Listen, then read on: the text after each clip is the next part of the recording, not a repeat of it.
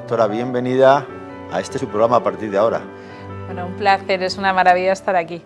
Bueno, muchas gracias por acompañarnos porque bueno, cuando me he puesto a ver su currículum digo, madre mía, mi vida, si es que te aburres aquí a lo que hay aquí metido. Bueno, soy una loca por la cordura, al final. Sí. Efectivamente, porque claro, cuando ya vamos conociendo un poco más sobre su trayectoria y demás, nos damos cuenta de eso, ¿no? De que es una loca, pero por la cordura. Entonces, bienvenida a este programa. Y hablando de logros, ¿cuál es el mayor logro para usted? Pues para mí mi mayor logro es que mi madre esté viva con un cáncer. Yo como oncóloga, además, con un cáncer sin opciones de tratamiento hace 6 años, que eso me trajo a mí de vuelta a España, a Estados Unidos, y 6 años después está viva, libre de enfermedad y estupendamente bien. Ese es mi mayor logro, claramente. Y vaya logro, ¿eh? Efectivamente. Y vaya logro. ¿Cuál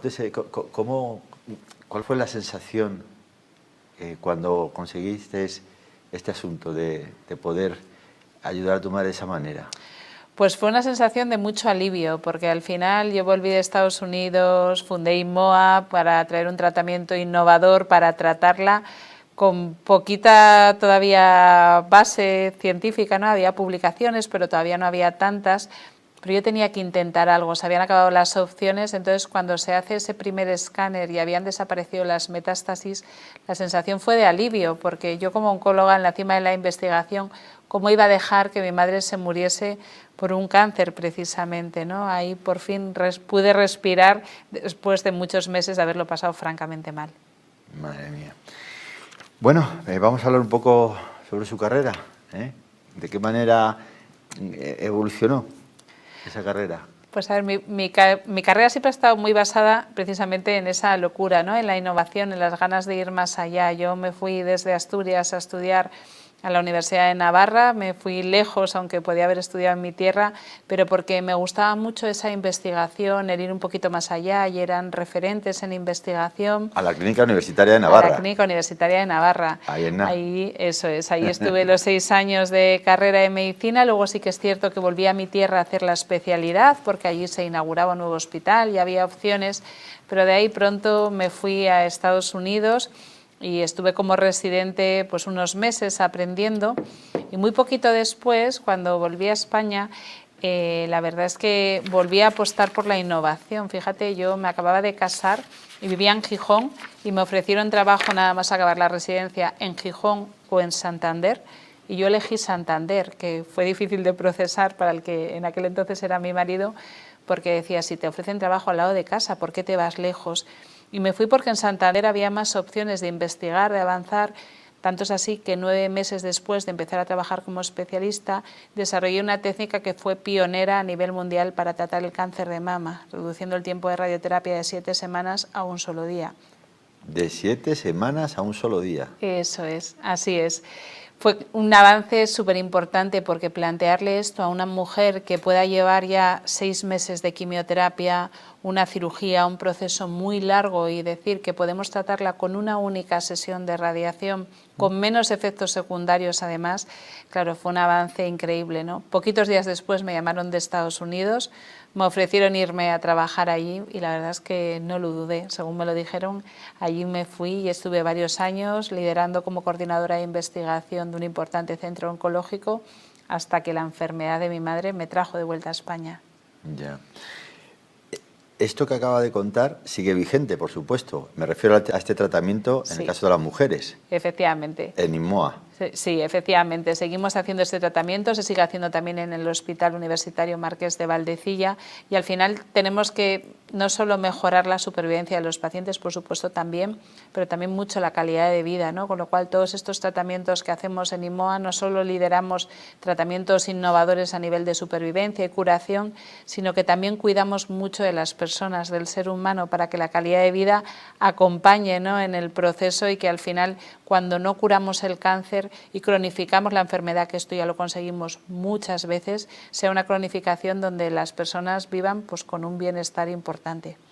Doctora, acaba de mencionar, hablando a nivel internacional, ¿no? A nivel internacional, ¿qué ha sido lo que más le ha impactado a usted? Pues para mí, yo cuando llegué a Estados Unidos fue todo un descubrimiento. Primero me parecía que estaban locos. Yo decía, aquí cómo tratan a los pacientes, sí, las dosis que daban de tratamiento de radioterapia, por ejemplo, de quimioterapia, me parecían una locura, ¿no? Me di cuenta qué distancia hay y qué desigualdades sanitarias tan importantes. Yo por eso siempre recomiendo mucho segundas opiniones, porque incluso dentro de nuestro país desafortunadamente existen muchas desigualdades a nivel sanitario, y me di cuenta que había un abismo, ¿no? Y todo lo que suponía pues aquella investigación. Me di cuenta cuánto me faltaba por aprender, que en la residencia ni siquiera me habían mostrado, ¿no? Solo una pequeña parte de todas las opciones que hay de tratamientos oncológicos. Y además es cierto que para mí fue un gran descubrimiento, porque es verdad que Estados Unidos, por la manera de trabajar, es un país donde se potencia a las personas que tienen ganas de hacer cosas, ¿no? Que esto es algo que eché un poco de menos en España, que es verdad que España, la calidad de vida que tenemos es maravillosa, es un país maravilloso al que adoro, por supuesto, pero es verdad que yo allí, fíjate, poco después de llegar, estaban pues buscando qué visado, porque yo me fui con la idea de trabajar, pero no tenía un visado, no me podían pagar. De hecho, estuve meses sin poder recibir una remuneración porque no tenía todavía mi visado, ¿no?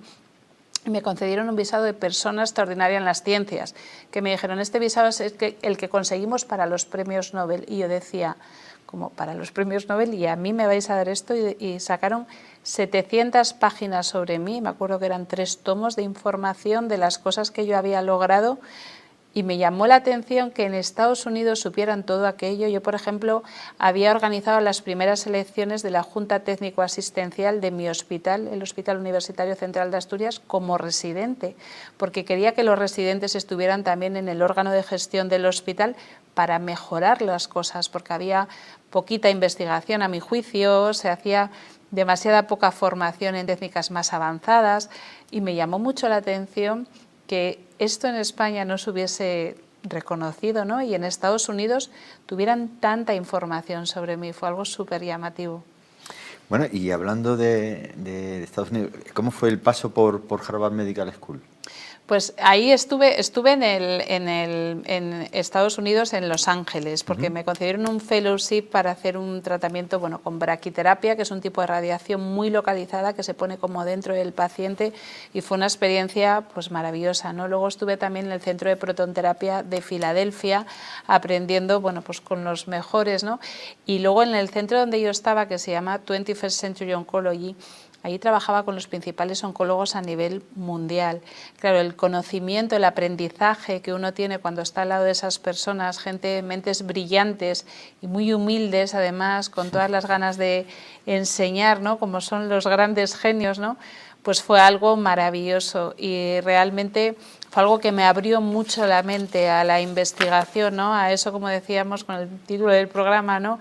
Los locos por la cordura, los locos de la innovación, de la investigación, con la cordura que supone pues la evidencia científica, ¿no? Las bases científicas para intentar ir más allá de lo estándar, porque al final siempre digo que me gusta mucho lo científicamente demostrado, pero me gusta todavía mucho más lo que está por demostrar, el ir más allá cuando tenemos un caso que no logramos curar o que no logramos darle una buena calidad de vida, seguir investigando para avanzar y mejorar esos resultados. ¿Y cómo se digiere el tema? Porque claro, estamos hablando de que es un método innovador. Sí. ¿Cómo lo aceptan las personas esto de ser un método innovador? Hay detractores, me imagino, en este asunto, ¿no? Efectivamente. La verdad es que no fue fácil, porque lo primero que me pasó cuando volví a Estados Unidos es que oía, ¿no?, ese comentario de ya viene la doctora con sus ideas americanas, ¿no? Era como, estas son ideas que no podemos llevar a cabo en España, y decía, ¿por qué no? ¿Por qué no lo vamos a cambiar y vamos a desarrollar y vamos a innovar, ¿no? Entonces, cuando uno viene con nuevas ideas, la verdad es que es difícil, porque además tendemos a pensar que porque algo no lo hayamos oído nunca, pues ya no funciona, ¿no? Dice, no, si esto a mí no me lo han enseñado de residente. Fíjate que lo que es la hipertermia, calentar los tumores, que ahora contaré un poquito qué es lo que hacemos nosotros un poquito más avanzado, pero está en el Boletín Oficial del Estado, en el programa formativo de los oncólogos radioterápicos en España, desde el año 2006. A mí nadie me había enseñado nada de todo esto, y todavía pues había muchos oncólogos que decían, eso no funciona, eso no tiene evidencias científicas, y está en la obligación de formarnos como oncólogos, ¿no? Y ni siquiera sabíamos esto.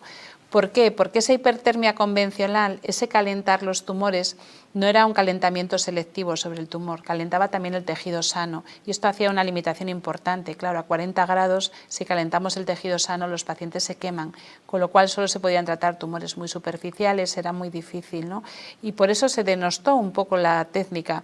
Se veía que sí tenía eficacia porque la base es que los tumores tienen muy malos vasos sanguíneos que desarrollan para crecer, pero son muy finos, son muy frágiles, por eso es muy típico, por ejemplo, en el cáncer de colon, la gente consulta por un sangrado y al final, ¿qué ocurre? Que los tratamientos que le damos al paciente, la quimioterapia, la inmunoterapia, tienen que viajar por dentro de esos vasos sanguíneos y les cuesta entrar.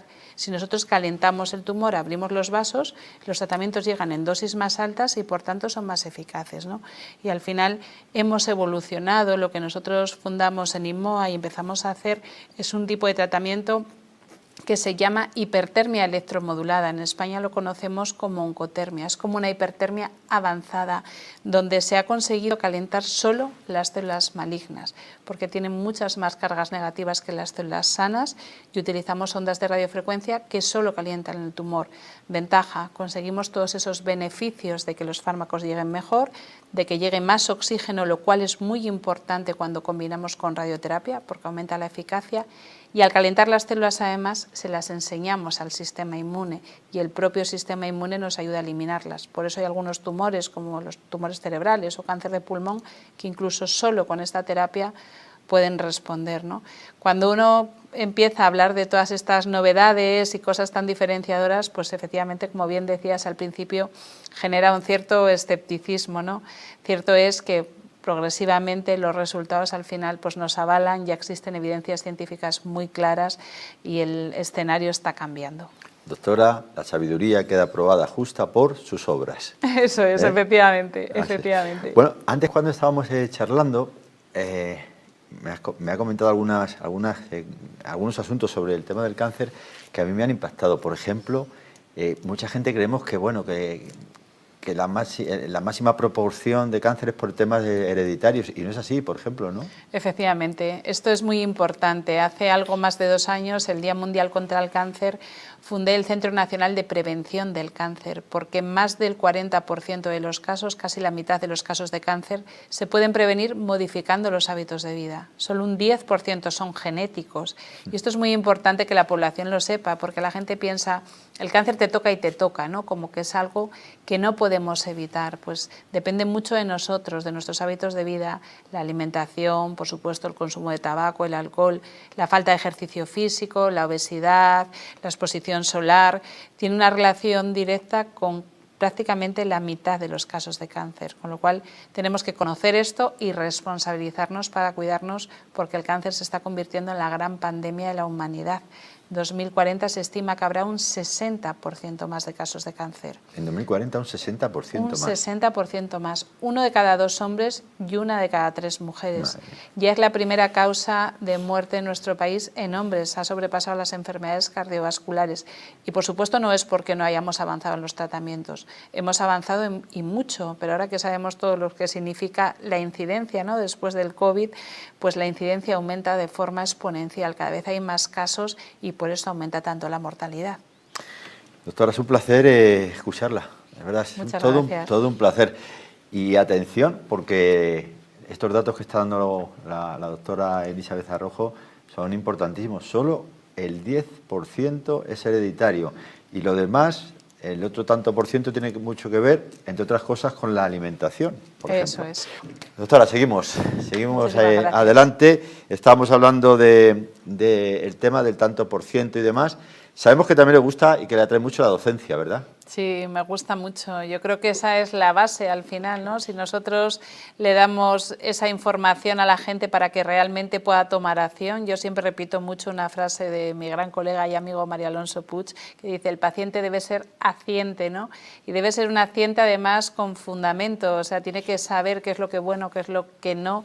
Ahora la OMS ha definido esta información tan desinformada que hay como una infodemia, ¿no? Que donde hay tanta información en las redes sociales que no es veraz, que no es rigurosa, y creo que es súper importante formar, ¿no? De hecho, doy algunas conferencias también en colegios porque me encanta formar a los niños en esos hábitos de vida saludables, para que al final estamos construyendo esos pilares de lo que va a ser todo un edificio de lo que supone un adulto, y que sean pilares construidos en base a la salud y a hábitos que, si adquirimos desde pequeños, luego es mucho más fácil llevar de adultos. Bueno, ¿cómo ve, doctora, el futuro de la radioterapia? Pues le veo un futuro súper prometedor, porque fíjate que en no muchos meses nosotros lideraremos un proyecto donde vamos a usar el tratamiento de radioterapia como potenciador del sistema inmune. Hablaba antes que ya estamos utilizando la hipertermia electromodulada, la oncotermia, para potenciar el sistema inmune, y es que al final en el sistema inmune está la clave de la curación del cáncer. Todos los días se dividen células mal en nuestro organismo, pero nuestro sistema inmune las ve y las elimina. Cuando ocurre un tumor es porque ese tumor se esconde al sistema inmune, las células se empiezan a multiplicar y el sistema inmune no las ve, y cuando las descubre ya no pueda con ellas. Si en realidad hacemos algo que potencie nuestro propio sistema inmune, estaremos logrando acabar con esas células malignas, pero además sin dañar a los pacientes, con lo cual tenemos por delante ya muy corto plazo, porque ya digo que esto empezaremos a hacerlo en España y seremos pioneros probablemente a nivel mundial en esto, a potenciar el sistema inmune utilizando la radioterapia, que a día de hoy es mucho más precisa, mucho menos tóxica y tiene un abanico de posibilidades muy amplio que tenemos que explotar. Y en el tema que se escucha hablar tanto ahora de la inteligencia artificial, ¿qué influencia puede tener o tiene ya en este ámbito? Es fundamental, es muy útil. Por supuesto que no sustituye el conocimiento del médico, el conocimiento científico, pero claro, cuando hablamos de cosas como la microbiota, de la que se habla ahora tanto, esas bacterias del intestino que nos protegen, cuando hacemos un análisis a una persona de microbiota, que tiene una relación súper importante con el riesgo de padecer cáncer de colon, porque si se alteran esas bacterias, se altera la mucosa intestinal y al final llegamos a lo que se llama una disbiosis intestinal, que aumenta el riesgo de cáncer. Tenemos tanta información que los seres humanos no somos capaces de procesar, de decir, de estas 500 bacterias, si una está elevada, la otra no, o sea, ¿qué algoritmo tengo yo para saber si esto predispone al riesgo de un tumor o no, o qué probióticos son mejores? La inteligencia artificial, al final, en casos como ese, nos permite unir toda esa información de muchísimas personas para poder extraer conclusiones que un ser humano únicamente no sería capaz. Por supuesto, luego hay que contrastarlas, hay que ver que estén bien. Incluso para los métodos diagnósticos, si la inteligencia artificial tiene muchísima información de muchas radiografías, puede luego hacer una radiografía a un paciente y ver si está dentro de la norma o no, que por supuesto la va a tener que informar un radiólogo, pero puede detectarse una alerta para que a lo mejor ese radiólogo la revise en primer lugar y no la revise después otras 200 y podamos atender antes a los pacientes. Con lo cual tiene un papel súper importante a la hora de llegar al diagnóstico, a la hora de tal vez tener más recomendaciones en base a tratamientos. El otro día estaba con un científico que me decía, claro, la ciencia avanza tanto que con la inteligencia artificial incluso nos puede permitir saber qué están haciendo en Estados Unidos, en Israel, en China, con diferentes terapias innovadoras que todavía no han llegado a nosotros, pero que nos pueden dar información muy útil, además para ser un pie para seguir avanzando, porque yo muchas veces en los congresos escucho cosas que están investigando otros y eso me dan el aliciente para, a lo mejor me dan la idea, ¿no?, para decir, y si yo a esto que hacen ellos añado esto que hago yo, esta combinación, tal vez obtenemos muy buenos resultados. Cuando la estoy escuchando hablar y bueno, pues la verdad es que me alegra mucho porque, vuelvo a repetir, después de escucharla hablar de esta manera, ¿el cáncer se erradicará alguna vez? Sé que es una pregunta que es complicada, ¿no? Pero, ¿cuál es su opinión?